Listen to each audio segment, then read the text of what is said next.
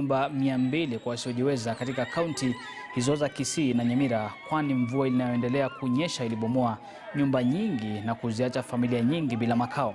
Pia amesema kuwa mbali na mvua kunyesha na kubomoa nyumba nyingi katika maeneo tofauti Kisii na Nyamira, kuna baadhi ya familia ambazo zimeishi maisha ya uchochole kwa miaka na mikaka bila kupata msaada.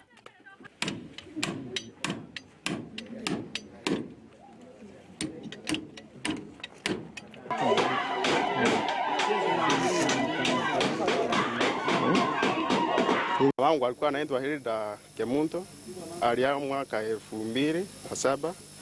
Alituacha tukiwa wadogo sana.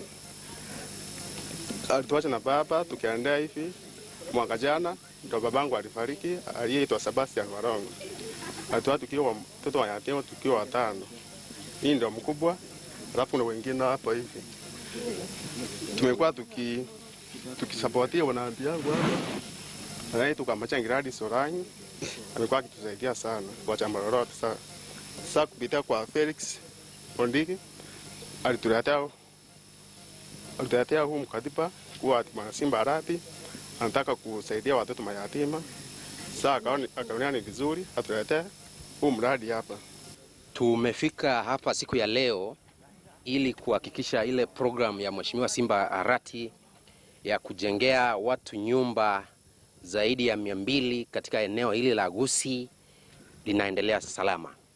Leo tuko katika eneo la Kitutu ili kuhakikisha hii familia ambayo iko nyuma yangu imejengewa nyumba. Ukiangalia vizuri utaona kana kwamba yale makazi walikuwa wanakaa kitambo ndio nyumba hii.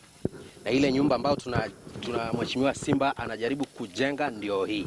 Kwa hivyo tuko hapa kuhakikisha kana kwamba hii program inarani vizuri. Tuhakikishe kana kwamba watu wetu wa Kisii County na Nyamira wamepata nyumba ambapo wanaweza ishi wakiwa na raha na njia ya amani. Na kulizuka